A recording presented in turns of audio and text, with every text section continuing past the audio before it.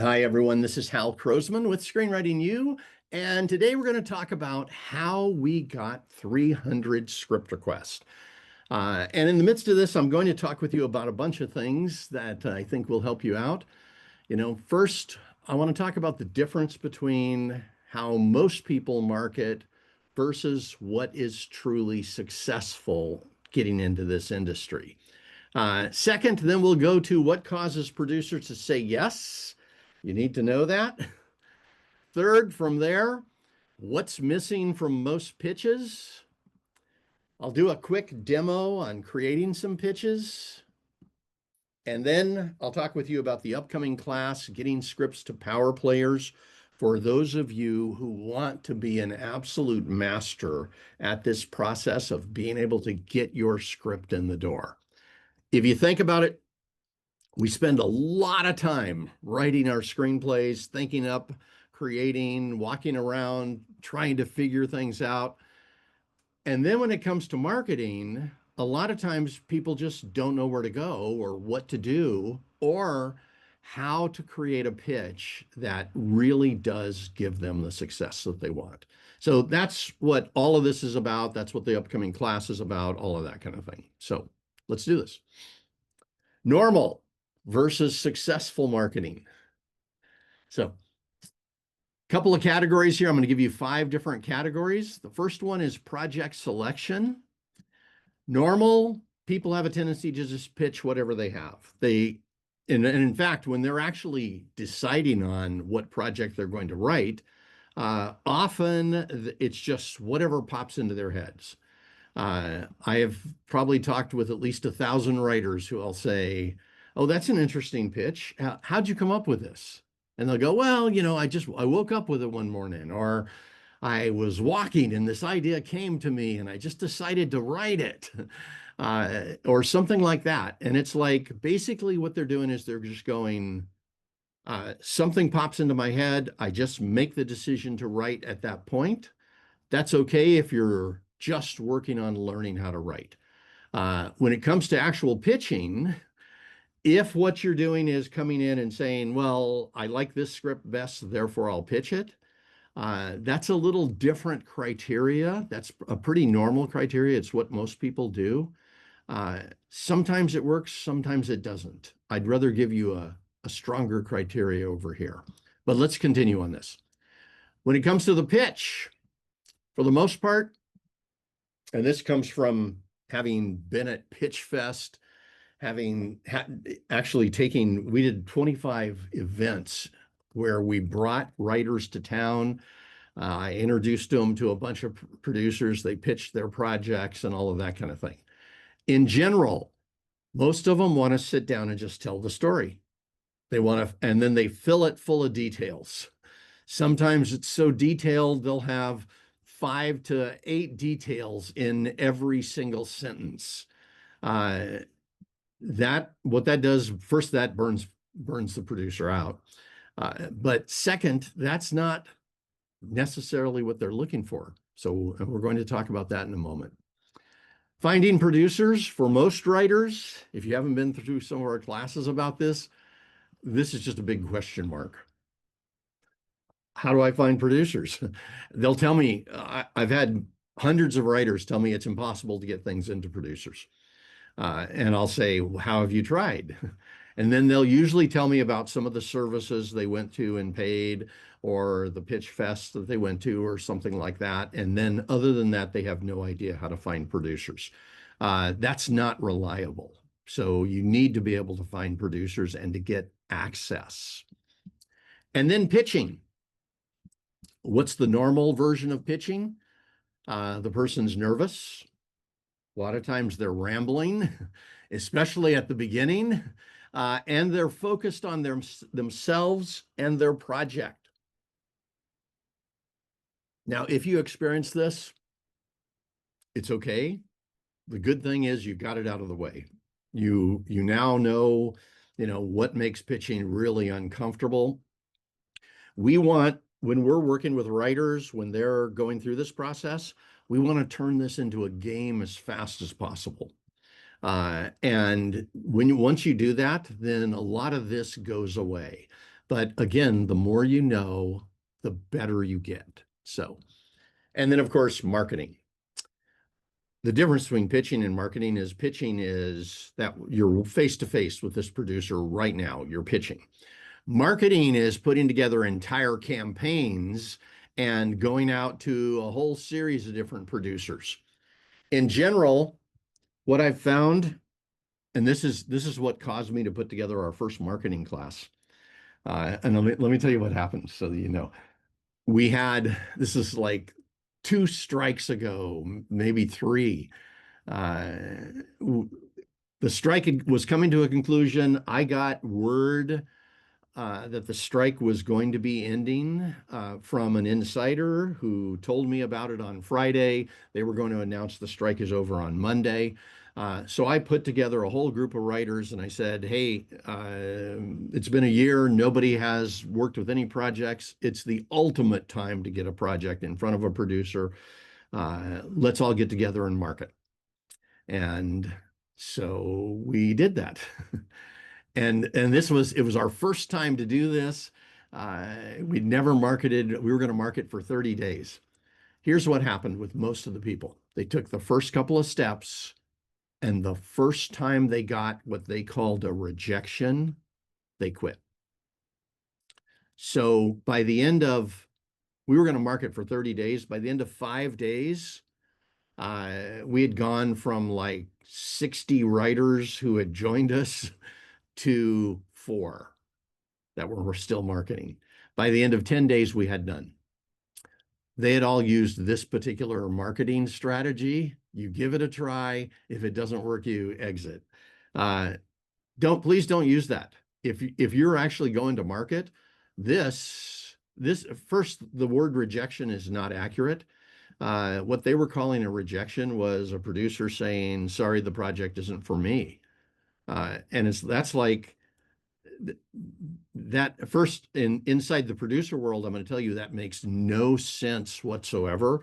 There's a whole lot of producers out there who are working on things and they just can't take new projects. There's some who have a mandate in their office and they only look at certain kinds of projects. There are some who just lost funding, so they can't look at something.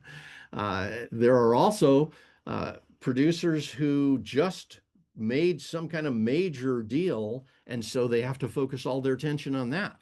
So any of those could come back and say, sorry, the project isn't for us right now. And it's not a rejection. It means you got in the door, they were kind enough to respond to you, which means your project is more interesting than most.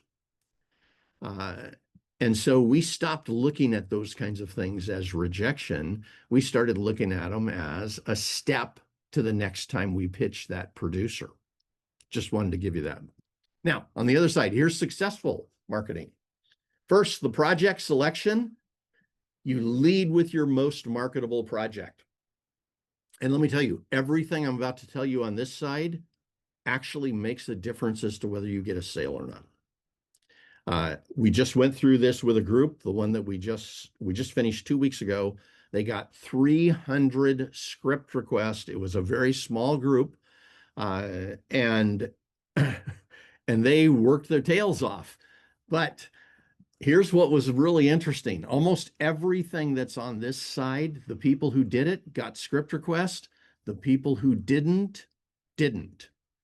This is the one right here. We had one guy who was like, no, I'll pitch that project second. He says, I want to go in with this one.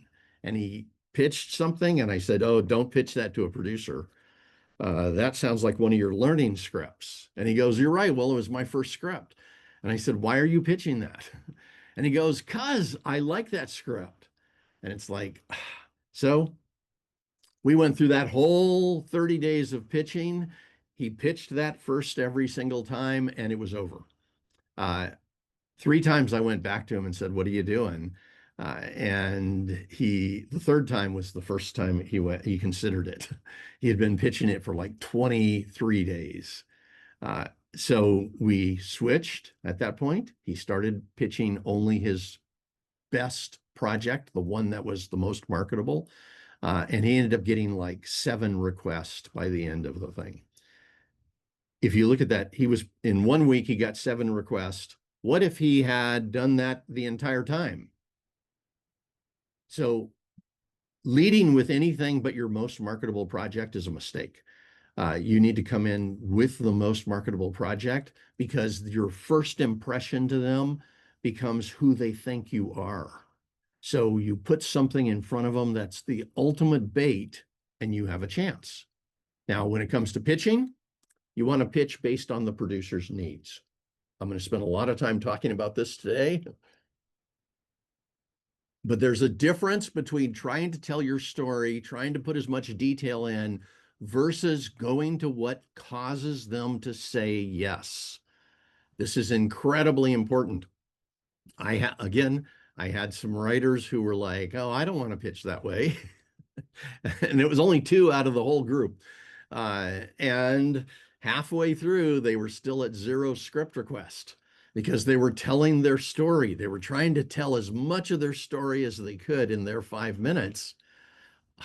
And it was a failure. The people who were doing this, who were pitching based on what the producer's needs, were getting script requests. So finding producers, again, a lot of people think it's not possible. We built in advance. We build a network, or a producer list of qualified producers that you can get access to. So this is just having the right strategies and being willing to put in the time. Most of our writers, anytime we're actually pitching, beforehand, we spend about 30 days with them building their producer list, so that they come in with 200 or more producers to pitch. So it isn't just the one that you're paying to pitch on one of the services, which I don't have a problem with any of the services that are pitching on this stuff. It isn't that. It's you're coming in with so many producers that if you make some mistakes with 10 of them on the way to learning, you have no problem. There's still 190 left to go out to. Whatever you learned on the first 10, now you're going to be given better pitches on the next 190. Then when it comes to pitching, you want to come in confident, practiced, and focused on the producer. Now, what gets you confidence is really 2 things. It's you are coming in with a pitch that is designed based on what producers need and how they want to see it pitched. I have interviewed over at least 150 producers specifically about how they like to be pitched. We know how they think. We know what they think at each step. I have sat there with producers and said, okay, let's say you're sitting across from this writer, and we're going to have her give you one piece of information at a time. So she starts by telling you the genre. Does that help? And they're like, absolutely. Now I know what the market is. I'm like, okay, cool. Then she tells you the high concept. Does that help? And they'll go, immense. That's immensely helpful, because now I know whether this project can sell. Right? And it's like I take them step by step through the process. We also sat there with producers, and we did it the other way, where we said, all right, this writer sits down and they start telling the story without telling you these other things that you need to know. What does that do to your thinking? And then they tell it. It's like, I'm sitting there trying to figure out what the genre is. I'm trying to figure out if this thing will sell. I'm spending most of my time in my mind trying to figure out what the writer should be doing instead of what they are doing. And it's like, it's a whole different thing. So first, if you know what you're doing, you're going to come in much more confident, much stronger, right? Second, if you've practiced, which we set it up so writers can practice before they go to market. But once, if you're in any of our classes that have anything to do with creating your pitches or any of those kinds of things, you get a chance to practice. That's important. So you practice your pitch so you get comfortable doing it. And then when you're there, if you're on Zoom, if you're on the phone, if you're face-to-face, you are focused entirely on the producer. right? You're looking across at your audience. You're interacting with that producer. You're seeing when they have a puzzled look on their face because you're not back over here in your head rambling and wondering what's going on. Once you know what you're doing, then you can tell if a producer is getting it, or if they're excited, or if they're distracted, or confused, or any of those kinds of things. So you're pitching from a confident perspective with something you've practiced with, you know what you're doing, and you are focused on the producer. Again, you're coming across as a pro. And then when it comes to marketing, instead of taking just a few steps and then giving up at the first quote rejection unquote, you market aggressively. And this is our model. It's worked incredibly well for us when we put all of this together, where you have professional level at each step. You come down here, once you have all of this, then marketing aggressively will pay off. And I'll tell you the level at which it will pay off as we go through this. So let's now step into it. What causes producers to say yes? You absolutely need to know this. Because you're going in the door or you're talking with them on Zoom or whatever. If you have no idea what causes them to say yes, you're just basically sitting and hoping that something is going to trigger them, get them interested. First, you want to pitch what they need. And this, by the way, you can do this with any project. That doesn't mean that you pitch, they need a female lead thriller that's for this specific market and this specific audience. You may not know all that. You may be pitching somebody who you don't know what they need. But how we're going to pitch is looking at some very specific things. So what they need is a project that can sell to studios and audiences. Right. And studios include streamers now. They're all back to the normal. So the producer is looking for a project that can sell. That's important. I had the guy sit down and say, I just absolutely love this project. It came from an experience I had in the past, and he's telling all this stuff about him. Which sometimes you can say a line, how it connects to the past to give you credibility. But he was talking about his whole experience of writing the script and all of that. None of it applied to something that could sell. So I'm just giving you the counters so that you can see both sides. They need a pitch that can move up the ladder easily. So when somebody sits down and gives a very complicated pitch, especially when they have wordsmith the words, that's a producer will just sit back and go, they can talk as much as they want. I can't sell this up the ladder. Now, here's what this means. You're thinking, okay, I'm talking to this producer who then the producer is going to take whatever pitch I give them and very likely use a similar pitch, and they're going to call somebody at the studio. They may get into somebody at a low level at the studio who is the first one to consider the pitch to decide if it moves up. If they say yes, then it goes up the ladder to the next person. Now, the writer's no longer there. The producer is no longer there. It's this person, this entry-level person who heard the pitch, and now they're pitching it to the next person. And if you've ever played that game of telephone, where you sit around a table and you tell one person something that's written on a piece of paper, and then they tell the next, and then they tell the next, and tell the next, until finally it comes back to you, and what you hear has almost nothing to do with what you said. You know what the problem is here. What they need is a short and powerful pitch that whoever pitches it next says the hook, says the thing that will cause it to sell. That's incredibly important. And in order for that to happen, it needs to start with you saying the hook. So then it needs to be, this is what they need. They need unique, compelling, specific market. Let me tell you the opposite of this. You tell a story that we've already seen multiple times. A lot of times, the reason people wrote one script was because they loved a certain movie. So they went to John Wick and they said, wow, I love John Wick. And they went home and they wrote their own version of John Wick. So it's like, if you're going to do that, by the way you pitch it is it's like John Wick, except X. And you give them something over here where we go, oh my God, that's the perfect place to apply the John Wick model.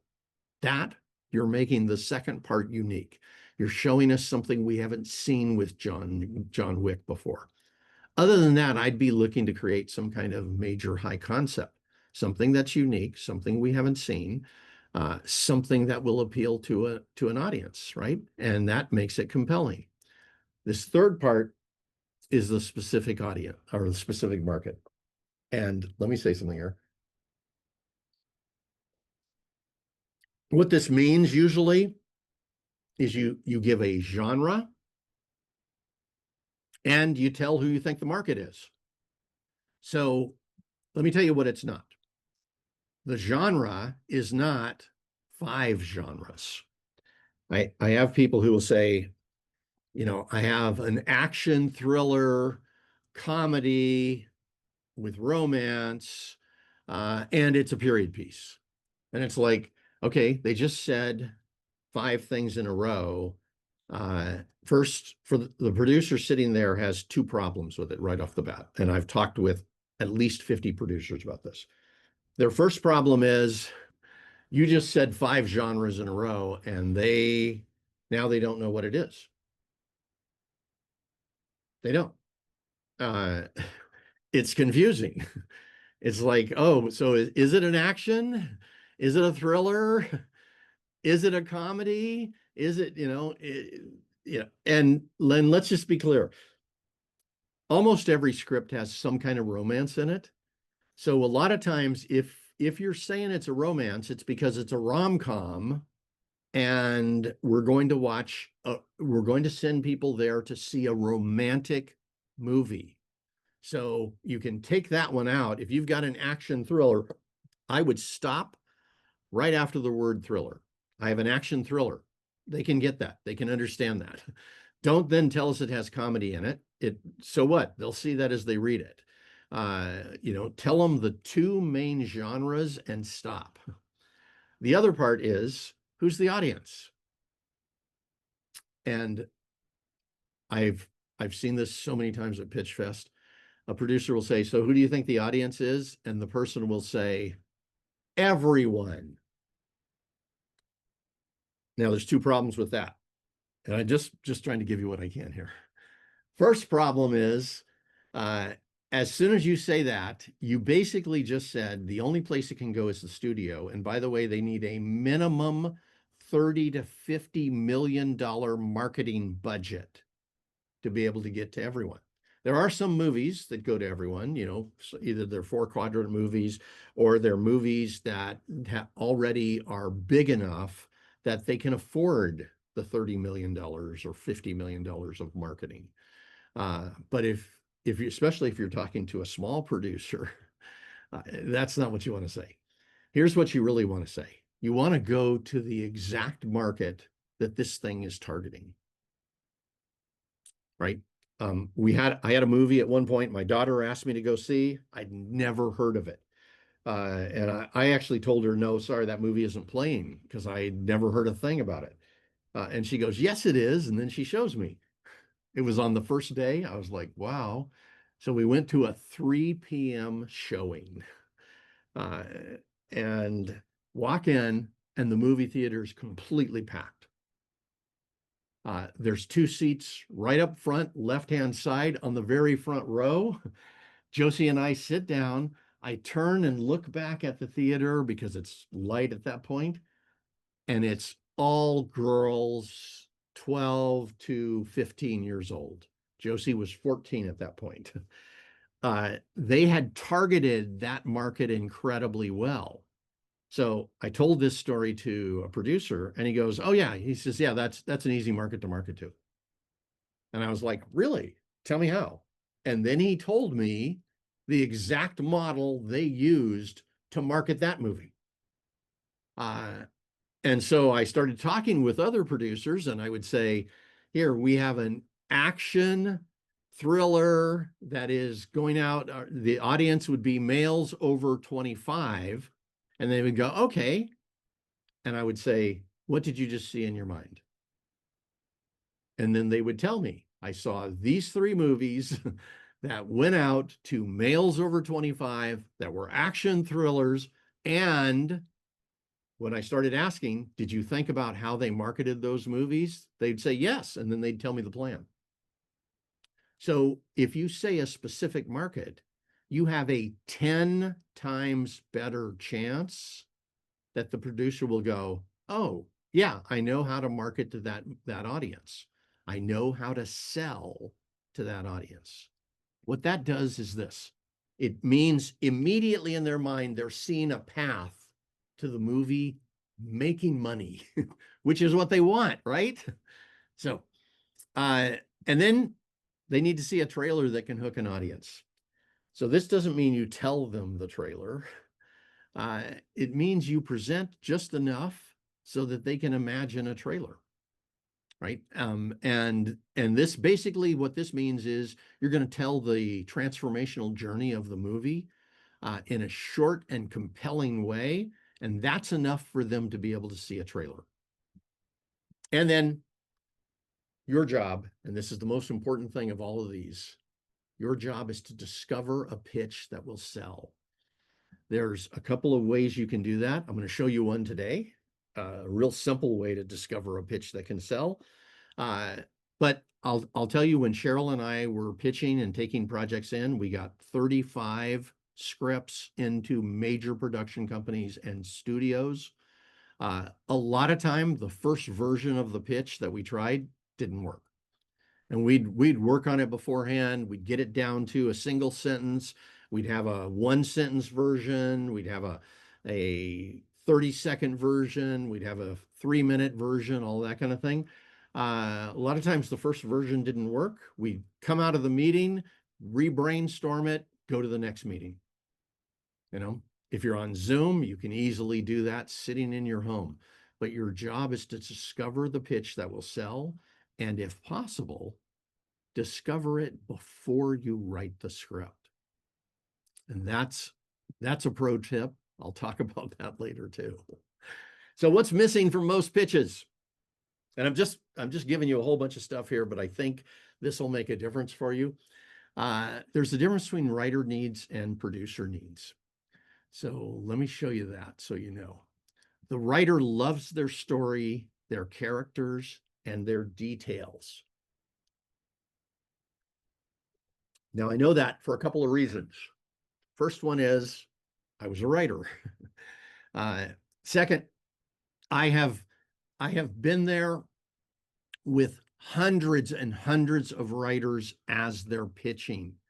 So we did 25 events where we brought writers to meet with producers. I've watched them pitch producers. I've watched them pitch managers. We've done at least 8 manager events where I had 30 or more of my writers pitching them. And I've also sponsored a bunch of Pitch Fest where I got to walk around and listen to people pitching. And a lot of them were just telling their story. And they were telling about their characters, and some of them were making it so detailed you could hardly think. And they don't know that. They don't know that that's a problem. The producer, on the other hand, is trying to fit this to their future journey. So for the writer, the script, what they created, everything is the past. That's the journey they've just been through. And now they're trying to get a producer to sell it. The producer has this whole future journey that has more to do with how they pitch than the words inside the screenplay. And you'll see basically what we're talking about. So in order for them to go out to who they need to go out to, they need to go out to other producers to get them involved. They need to go out to studios or streamers to get them involved. They might need to go out to a distributor to get them as part of it. They might need to go to funding sources. They're definitely going to go to actors and directors, right? So they're listening to your pitch through their future journey. So the more you overload them with story, characters, and details, the less they'll be able to find a way to match it to their journey. So we need to give them something unique, compelling, and has a major hook. And in general, you can do that in the first 1 or 2 sentences, and then I stop talking. When I'm pitching, I say that and I stop talking and I let them process for a second so that they can fit it into their future journey. And you may think that's weird, but I know how they're thinking. I know what's going on in their minds. So anytime I'm pitching, I go in with a major hook that I can get them excited about this in 1 or 2 sentences, and then I stop. And I wait for them to respond. And if they go, okay, go on, then I go from there to something else. You need to make it easy to pitch. Remember, the producer is going to send it up the ladder.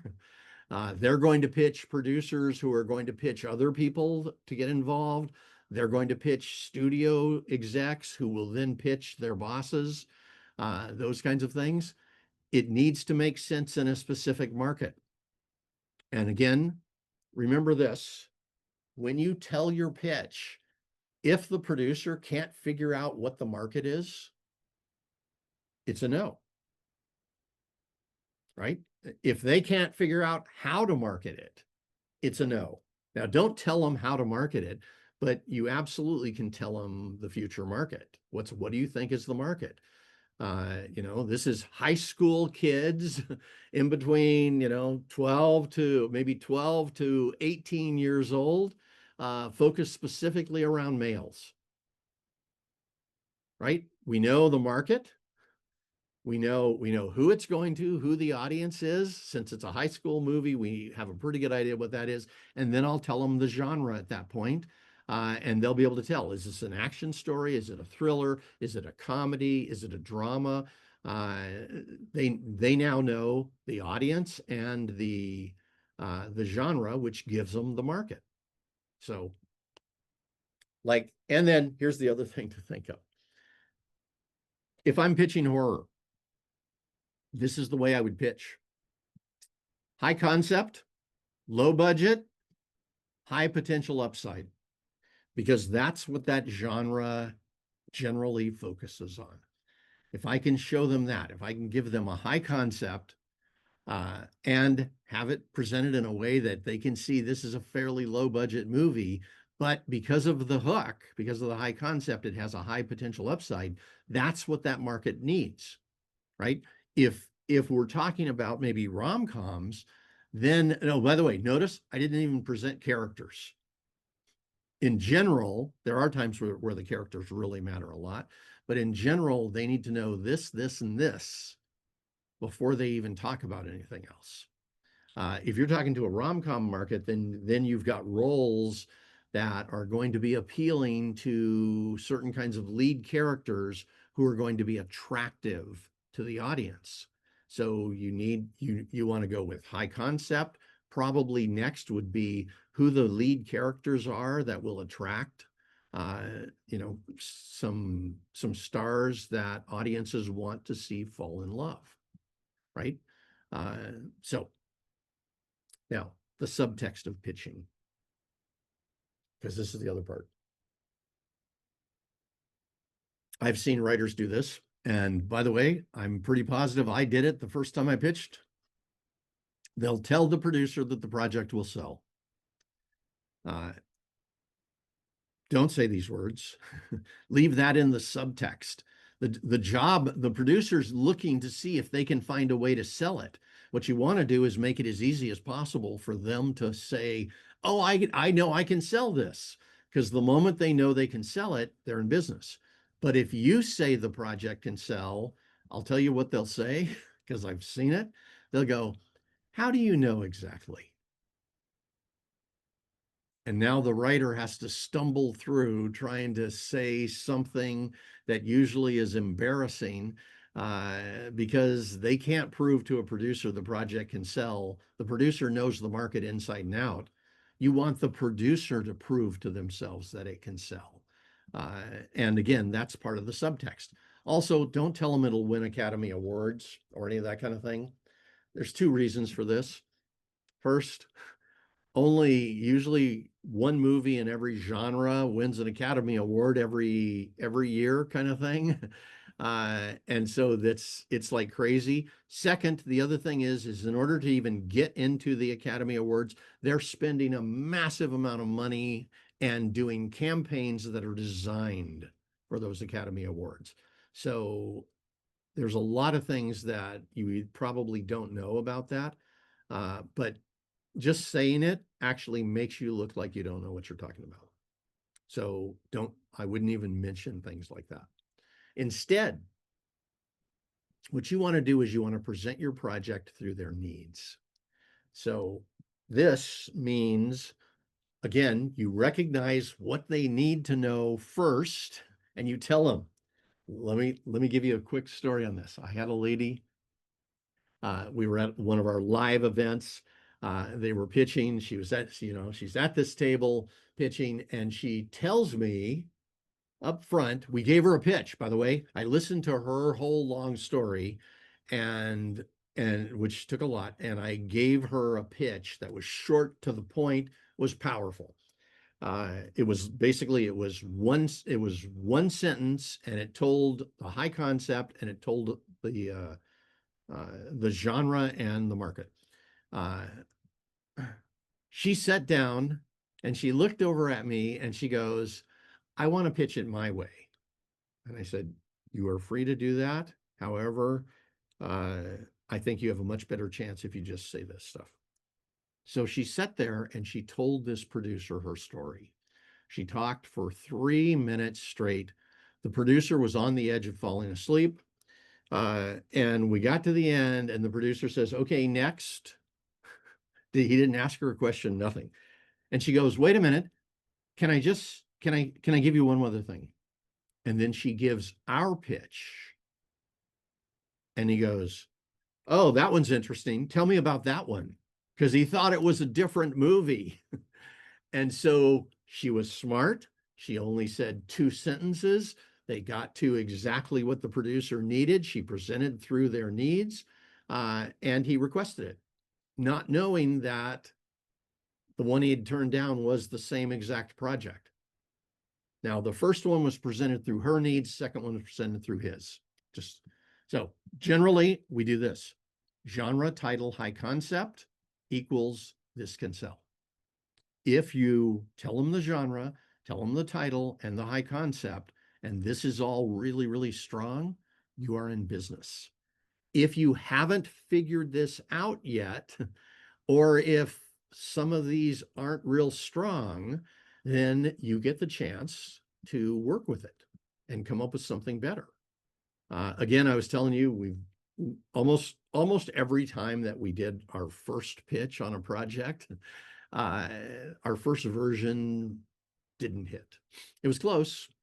Later on, once we got really good at this, the last probably 10 that we pitched, 10 different projects, we would actually get producers saying they wanted to buy it right then based on this.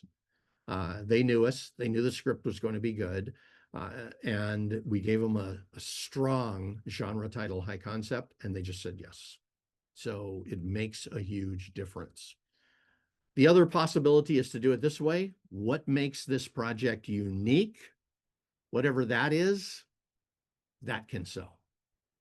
So many times, if you're able to come in with something where you're saying, here's the unique thing, and by the way, here's the audience for that, you're likely in business. All they need now is to read a script. That's a great script.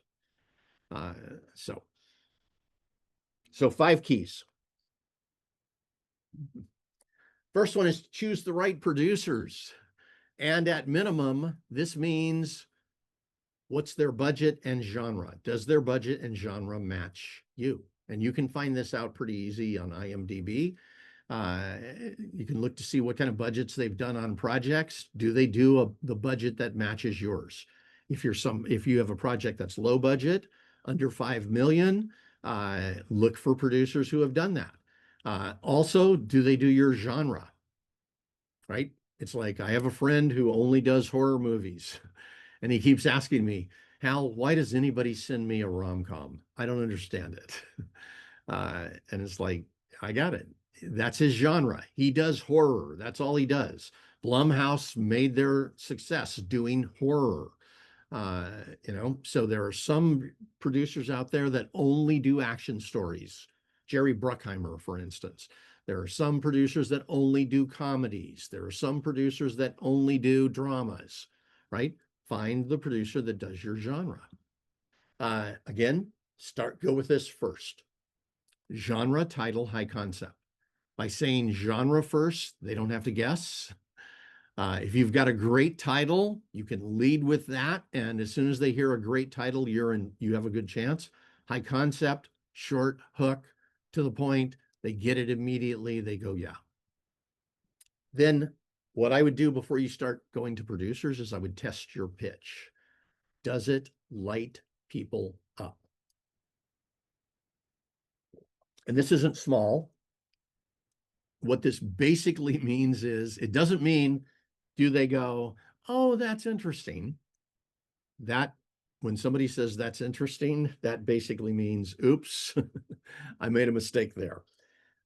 It means when you say the pitch, you just say your genre, title, high concept, they instantly have a physical reaction. They have an emotional reaction. They're excited. They want to talk with you about it. They want to ask you a bunch of questions, all those kinds of things. There's a response from them that shows curiosity, shows them this is a movie they'd want to see. And if you're not getting that, like we had a guy who said, well, I did my pitch to some people and they said it was a viable pitch. And I'm like, what do you say to that? It's a viable pitch. They actually, did they say those words? He said, yes. I'm like, okay, what you need is them to have an emotional response. He didn't, it's like, oh, well.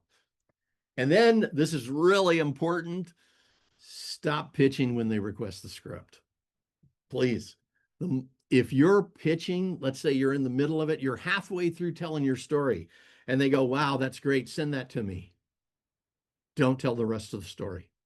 Actually, don't say anything other than, how do you want me to send it to you? Get their email address and then say, thank you so much. When should I follow up with you? Those are professional questions, by the way. Ask those questions and you know when to follow up, and then get off the phone, get off the pitch right then. Exit with the deal intact. So please stop pitching. I had one guy who, 2 events ago, I got him in front of like 5 producers. Every single one of them requested it at some point, and then he kept pitching and talked them out of it. And on one of them, I recorded it. It was the 3rd one. I recorded it because I knew he didn't believe me when I kept saying, please, the moment they say yes, stop pitching. So I recorded it for him and I said, I want you to watch this. It's an Academy Award performance. What it shows is how a person can get a script request and then kill it so that they have disappointment. I want you to watch. It's incredible to watch how this guy did this. And I made him sit there and watch how he convinced the producer to change his mind. And he said that was one of the most painful videos he's ever watched. And I said, I know, it was one of the most painful ones for the producer too. The next 2 times he was in front of a producer, both times he got script request. He asked how to send it to him. He asked when to follow up, and he exited right then. He didn't say another word about his project. Both of those producers were interested. He had a manager who wanted to represent him based on that pitch where he stopped talking. So stop talking, when they say yes, and you are 10 times more powerful. And then the more you know about producer needs, the better your pitch. This may seem strange. It's like people think the more they know about their story, the better their pitch. If you understand producer needs, when they ask a question, you know what they need. You know what they're going to. And so you don't end up responding with lots of story. When they're asking what the genre is, don't tell them story.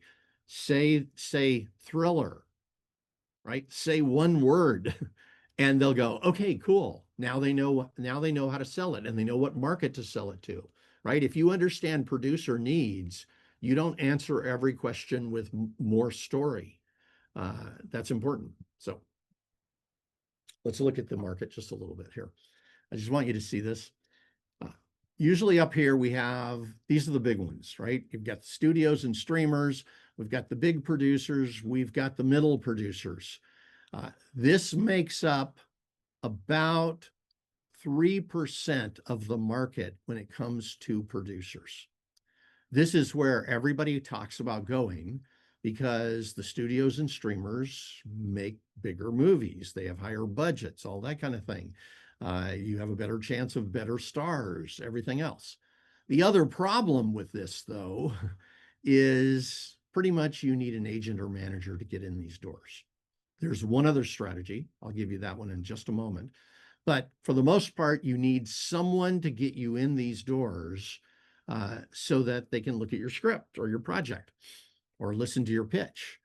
So this, again, it's about 3, maybe 5% of the market maximum. Then below that, we have producers with funding. And these are producers who have gotten some kind of funding source, right? They're really probably another 5% plus or minus. Then we have small producers who are connected to all of the above. This was Cheryl and I. Cheryl and I, what we did, we had come from the world of corporate training. I had only worked with some of the biggest corporations in the world. So we were used to getting in the doors at the very top. So we spent 6 months going to big producers and studios. There were no streamers back then. But we spent 6 months building our market, going in the doors, meeting with these people. I interviewed hundreds of them as both a way to kind of get to know them, to understand their needs, what was important. By the end of that, we had built our market. So we were small producers who would get projects from unknown writers. We would option those projects, and then we would take them to the studios and the big producers. It gave these writers, the small writers, a chance to get in those big doors. And we had some movies made based on it. We also had a whole bunch that were really close.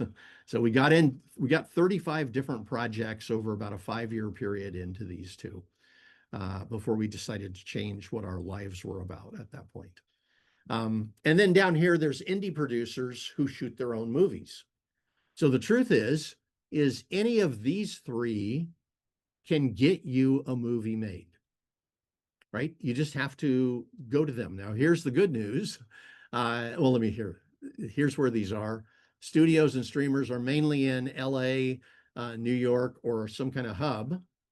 We do have some great things happening in Georgia right now also. All of these small producers are all over the world, mainly in LA, mainly in hubs. They're mainly, LA, Vancouver, Toronto, London, Sydney, Australia, wherever.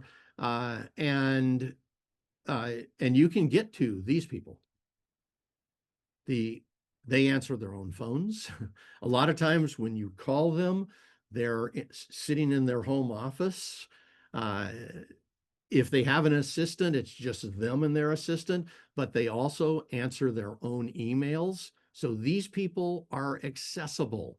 That's at least 80% of the producers in this industry are accessible. The problem is most people go, no, I only want to go to the studios. And it's like, Well, if you don't have an agent or manager, you've got to get somebody to get you in the door. So this is how it works. You come to somebody like Cheryl and I, and right now we're not doing that.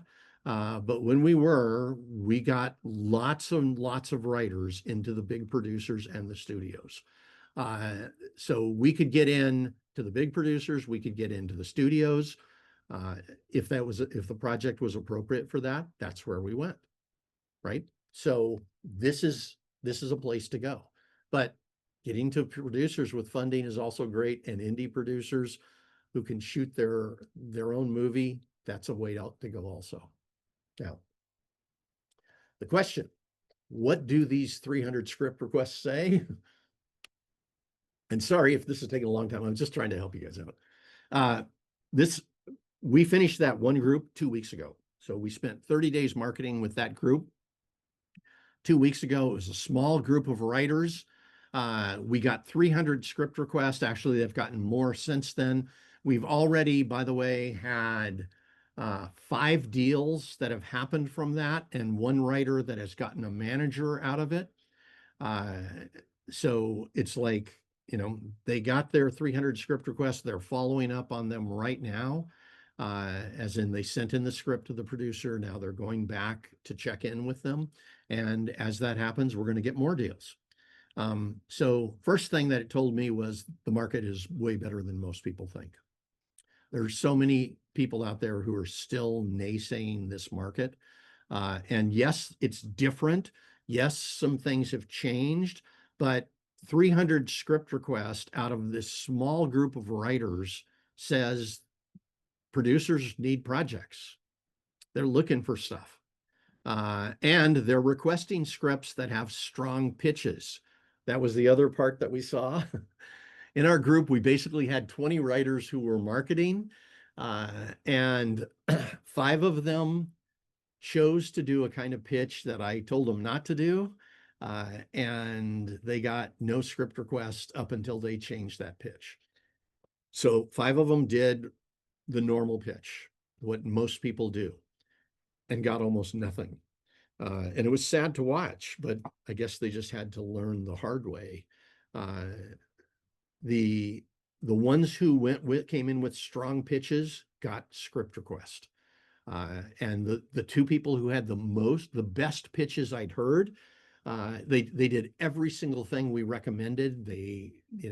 Anyway, I won't go through it, but they ended up, those 2 people both got more than 30 script requests.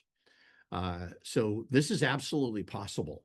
It's just a matter of doing the right things and knowing what you're saying and knowing how to target your market. A couple other things I want you to see here. Here are the 4 pitches you need. You need some kind of elevator pitch. This one is something you do in casual conversation. If you're standing at the Starbucks while you're waiting to go to the studio or something like that, and there's a producer next to you, and they say, "What are you working on?" You just do a quick elevator pitch. It's not about closing the sale. It's just about letting them know you're a pro, and giving them an opportunity. If they don't jump in, it's no problem at all. You were just having a casual conversation. And by the way, the quality of these pitches makes all the difference. Then there's a phone pitch, and a phone pitch to us is a short cold call. This is something that is short to the point, and it's very precise. You know exactly what you're saying. It is designed to hook them. Again, Cheryl and I are experts at this. This is what we did with every one of those projects that we got into the studios. Then there's the query letter. And this, a lot of times, happens because you're sending it directly to production companies or agents or managers. I'll tell you, there's a whole bunch of people out there who will naysay query letters, just like they naysay this market. And when I look at their query letter, I know why it didn't work. It's not because producers don't look at query letters. It's because their query letter sucked and they didn't know what they were supposed to put in it. So we're going to give you a model. In fact, I'm going to do a demonstration on it in just a moment. Then you have a 5-minute pitch. And this is what you do in the live meetings and the Zoom meetings. Now, by the way, if I go into a live meeting pitching and they tell me they only have 2 minutes, I jump back to my phone pitch. I jump back to even maybe to the elevator pitch. I go to by the way, all of these are hooks. All of these are designed powerfully. They're not designed to be just telling as much as you can. They're not off the cuff things. You know what you're going to say before you go in. But if the live meeting doesn't have enough time, I'll go back to something that will work and then do this as a leave behind. So now let me walk you through this, and I want to show you how this works. Give me just a second.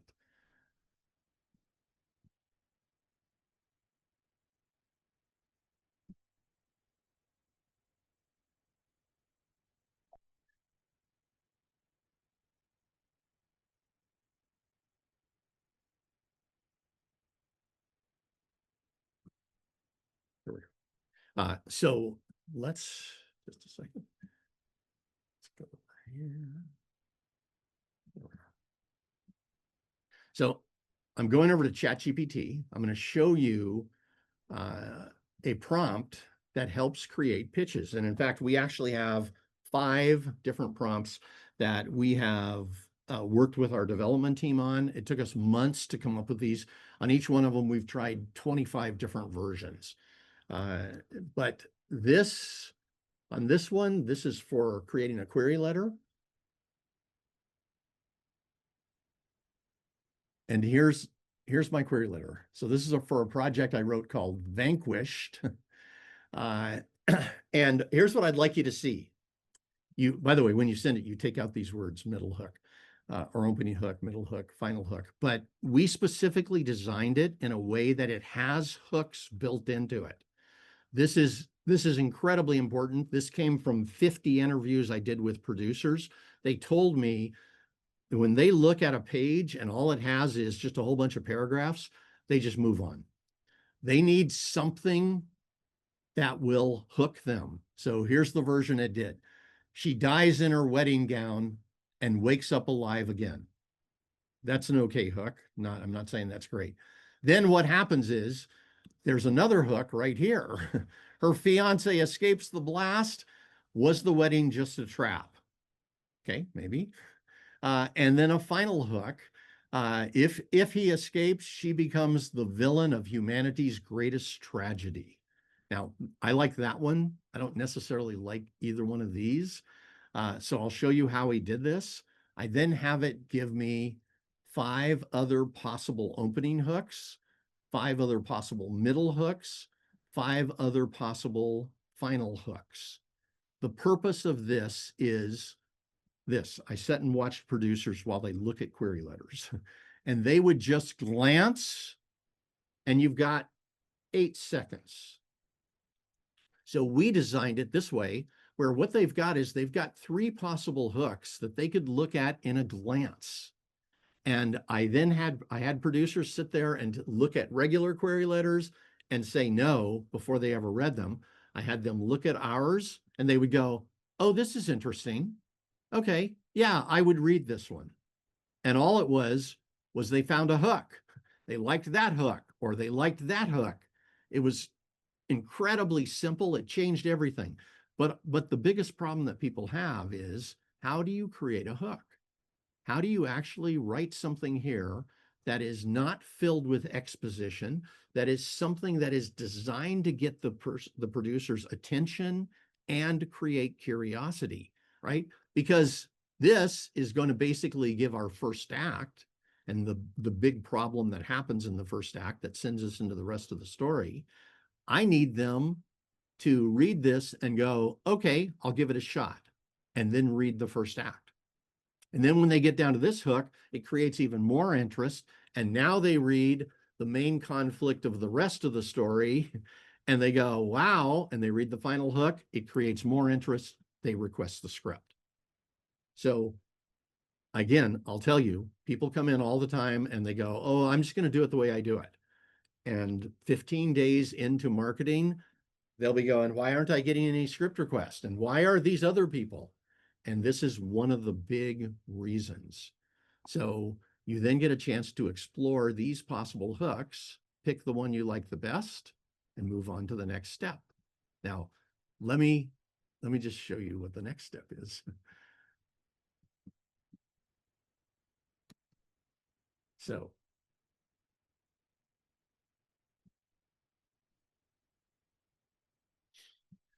this now is about creating phone pitches.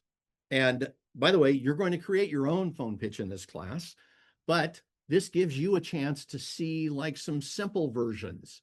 So I just put this in as if I'm an option writer. Hi, I'm Hal Croasmun. I'm an option writer. I've never seen this, by the way. I'm just going to read whatever's there. I have a sci-fi thriller called Vanquished.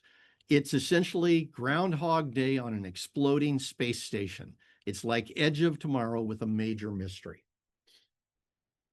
Okay, here's what that just did. I'm not saying that that's a great pitch, but it's a good one. It gives enough so the producer can see the movie. They can see what it's about. They've got a title that they know at least has a chance of selling. They know that this is a sci-fi thriller right off the bat. I've given them another movie to compare it to, a comp, and then it has a major mystery, which likely means the producer would then say, what's the mystery? And now I'll have an answer for that is a strong hook. But this is enough for a phone call. I'm not giving them a massive amount of details. I'm not telling them things that, they'd have to read halfway through the script to figure out what it means. I'm going right to the way they think. And if that one doesn't work, here's another version. And if that one doesn't work, here's another version. Now, let me take it another step, because so these are basically how you create the pitches, but this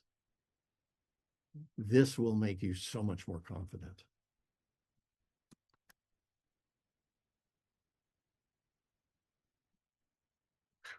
I'm sorry, just a second.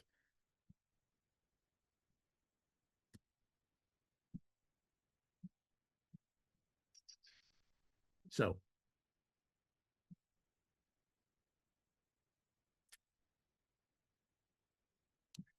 it blipped out the window I was using. Hang on, let me see if I can go back to that window.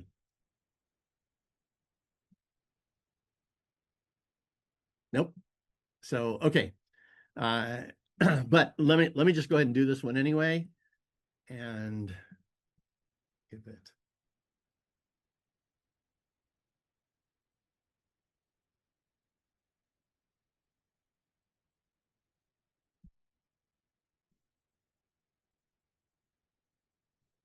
And add this to it. These are designed to be done right in a row. There we go. And let's see what it does.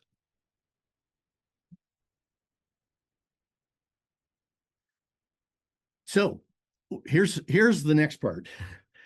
You're sitting there with a producer on Zoom or wherever, and the producer asks you a question about your project.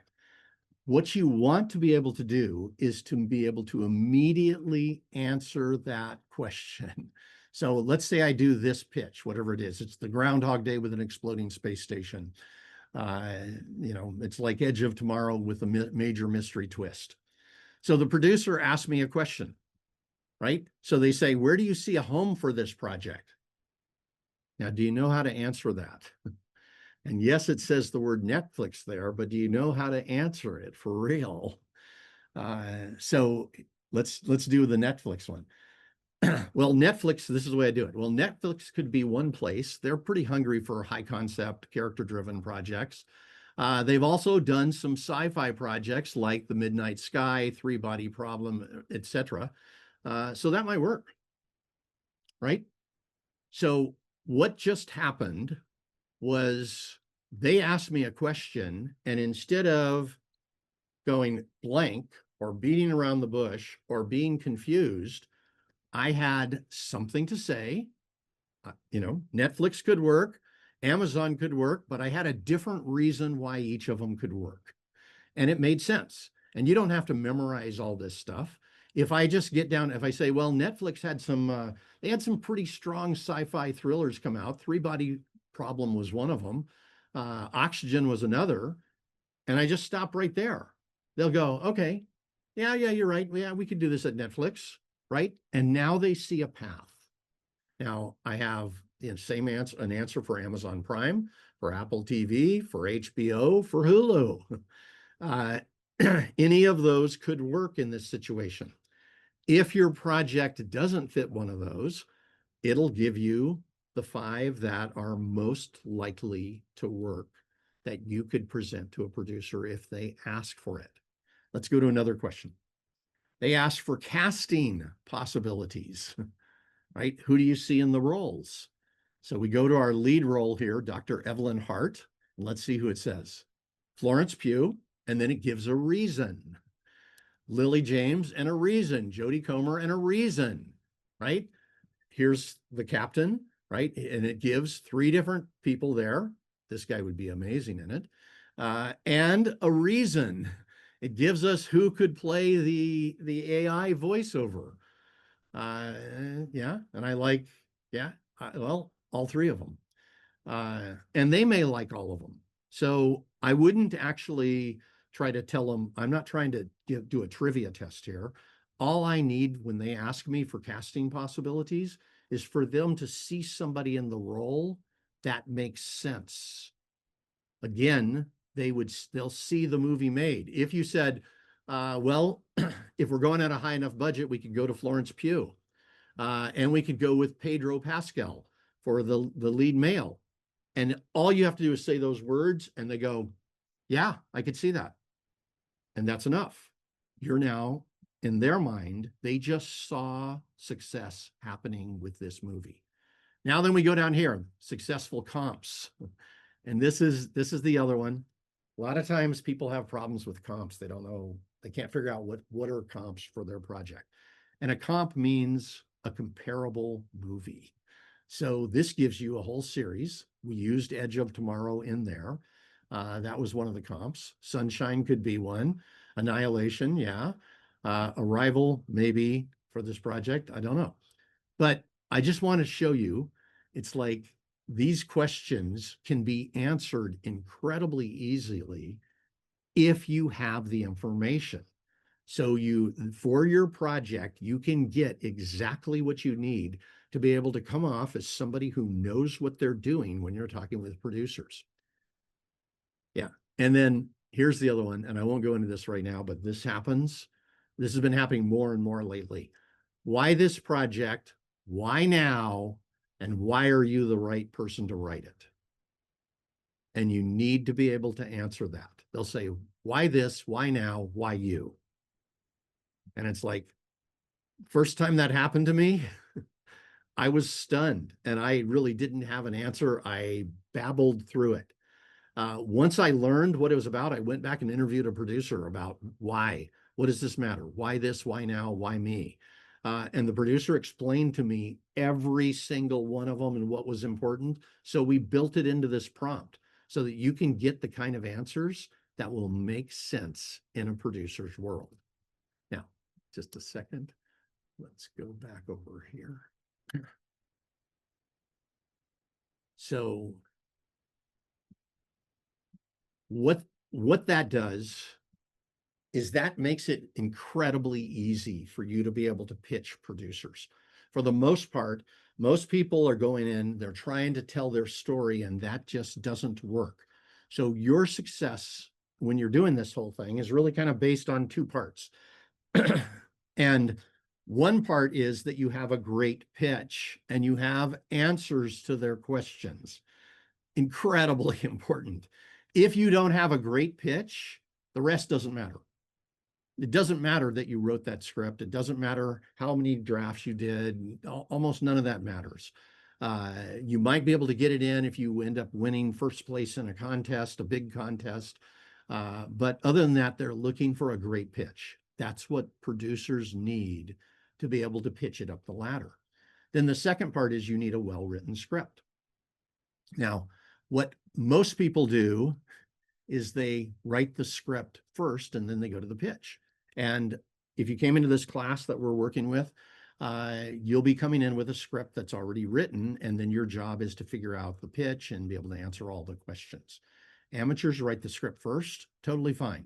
That's what you want to do all the way up to the point that you become a pro.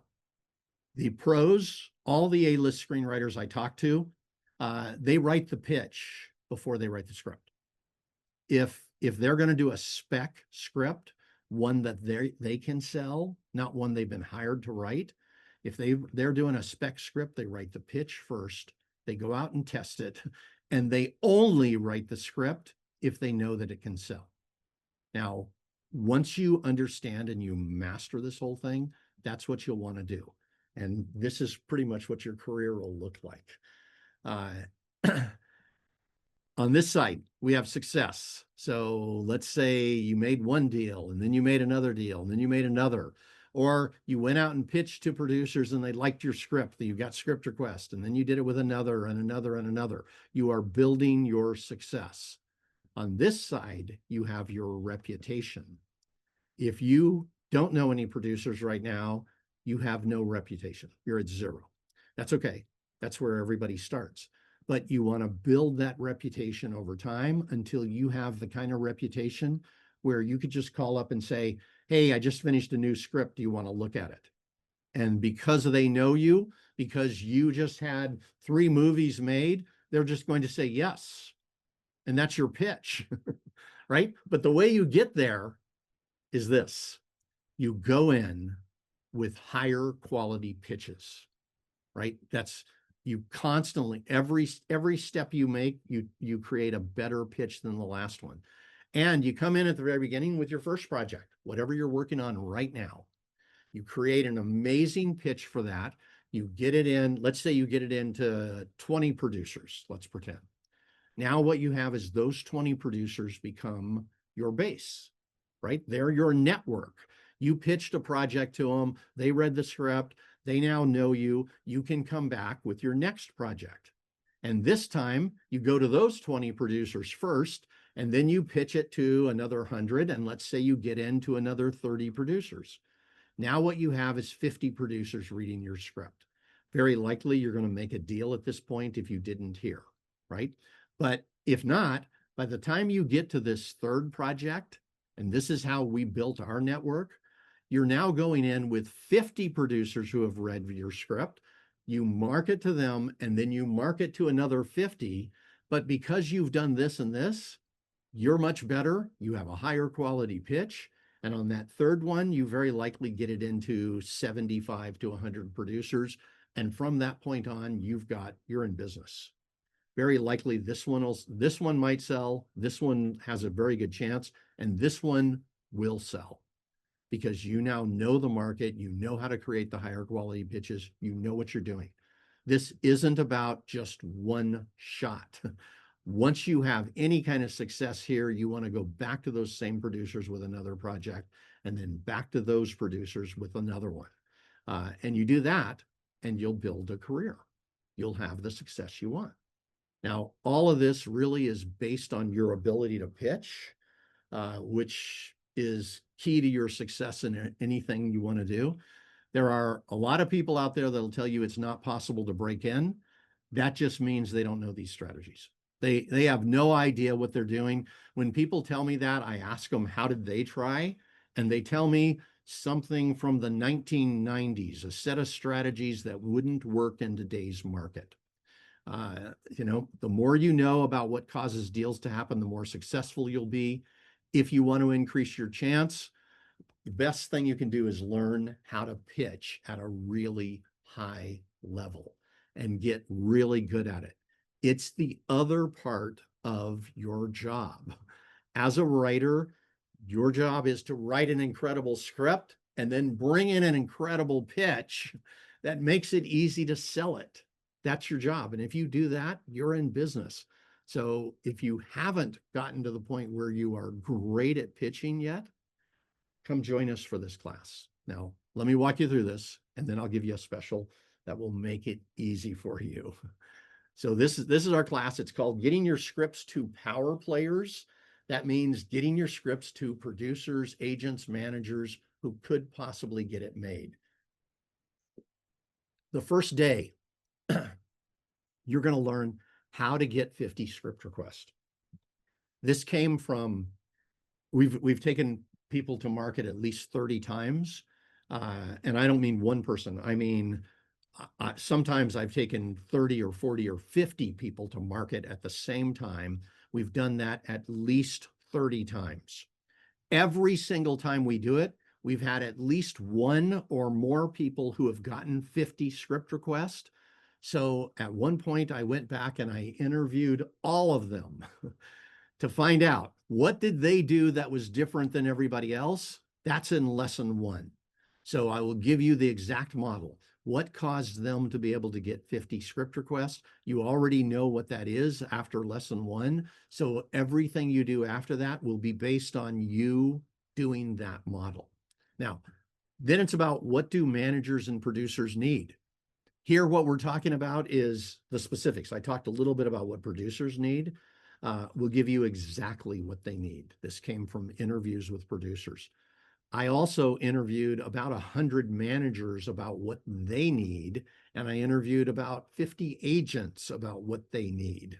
So we will fill that in for you so that before you ever sit in front of a producer, you know exactly what they need, you know how they're thinking, how they process, what matters to them. That's going to give you a serious advantage. Then I'll give you the 10 components to marketability. This is one of the things that they need. They need you to say at least one of these. What this means is when I started asking producers, how do you know if something's marketable? They gave me this list of these 10 things. So at least one of them needs to be present in your project. If you have that, you lead with it. They immediately see it as something they can sell to the public, and you're in business. Then the 10 most interesting things. This one we put in here because a lot of times people get lost in the amount of information they have about their project, and they're not aware of what interesting things they could pitch. So you'll find that out. Then we're going to talk about how to use hooks to create pitches.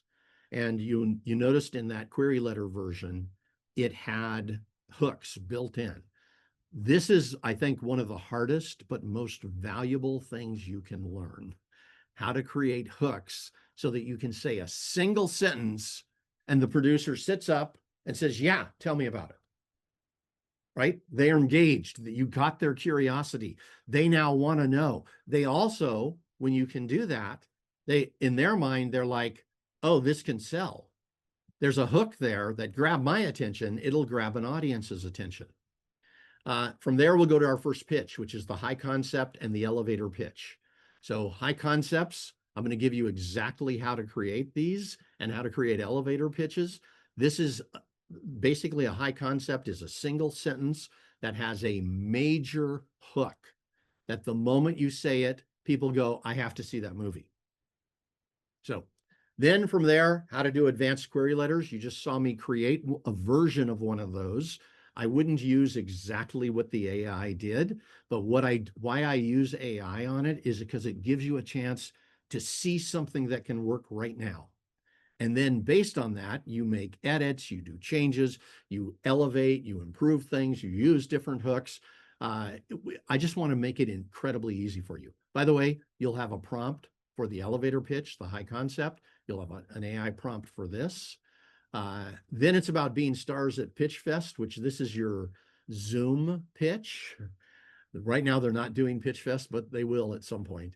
You know, if you ever were at one of those where you had the chance to pitch like 20, 30 producers in a single day, it's an incredible experience if you have a great pitch. It's a painful experience if you don't. So, and then phone pitches. So again, on each one of these pitches, we will give you the exact prompt that you can use. I'll tell you how they work, what the criteria is. You'll create your own version. Then you'll go see what AI creates with your project. From there, it's how to target your market. If you target your market well, then anybody you pitch is somebody that it makes sense for them to request your script.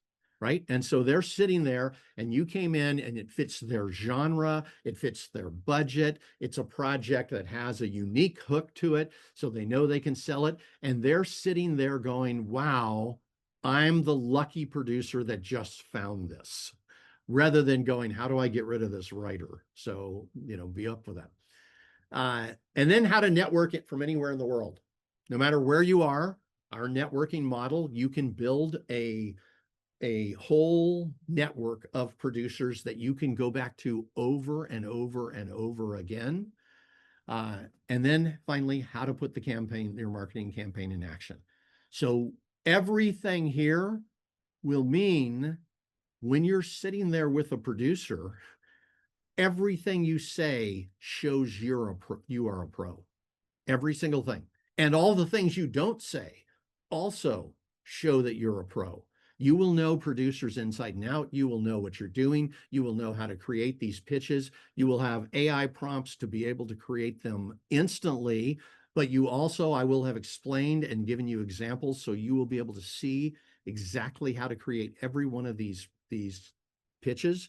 And when you're standing in front of a producer, if you need to move from one to another, like let's say you're pitching, you're at a 3-minute, 5-minute meeting, maybe a 7-minute meeting, and they don't have time right now, or you're at the very end and they say, what else do you have? You'll go straight to one of your high concepts. If they're excited about it, then maybe at that point, then you will add in more information or just accept the script request. So if this is something, if you looked at this and said, wow, if I was a master at being able to create pitches this way that is specifically designed for producers, agents, and managers, if you were a master at that, what difference would it make for you as a screenwriter? And I'll tell you the two main differences. First one is every time you pitch, a producer will instantly respect you. They will see you as knowing what you're doing. And because of that, they'll be willing to listen to other pitches. They'll consider working with you. They might be open to writing assignments. We had one of our writers in this last group that got a writing assignment. She pitched her regular script, but the producer was so impressed with her that she got a writing assignment. This class is going to be about getting your pitch ready. We may open up a class later on about actually pitching directly to producers. You'll be required to have gone through this class first in order to do that particular class. But here's the second big thing. Every script you write from now on will have an amazing pitch. Every script you write. So what this does is it'll change how you make your early decisions, because you know how to create a pitch and you can just use our advanced query letter, and you come up with an idea, you just go create a pitch for it right that second. So every script you write from now on, you'll already know in advance that you can sell it. You'll already know that you know exactly how to get in the doors. You know exactly how to create each one of these pitches. And because of that, you are coming in as a pro, not as an amateur who is confused and babbling. So it is worth doing. The normal price on this class is $199. Now, let me give you a special. This is for the first 10 that sign up. You get in for the special price of $129. All you got to do is click the box up in the right-hand corner and join us. For the second 10, you're going to get in at $149. Then the third 10 get in at $179. And from there, it moves to full price. That's the way our system is set right now. At this point, there's nothing I can do about that. But what I would encourage you to do is to get in as quickly as you can and give this class your all. Even if you end up paying the full price, I promise you, it is absolutely worth it, because this will give you the power to create amazing pitches and to get those in the door of production companies, agencies, managers, and all of those. It'll also save you from all the mistakes that 95% of the writers out there are making as they're trying to break in. It's like most people actually declare themselves as amateurs right off the bat. Here, you'll be coming in looking like a pro. So again, Click the button right now. You get in at 129. If you end up paying the 149 or 179 or 199, it's really truly worth it, especially because now is the time, I would say, that is better to get projects in the door than any time in the last 5 years. We have producers that need projects. We have streamers, studios that need projects. Take a look at the streamers that you use right now, and you'll see now you're watching mostly reruns. They need projects badly. Hopefully, yours is going to be one of their next choices.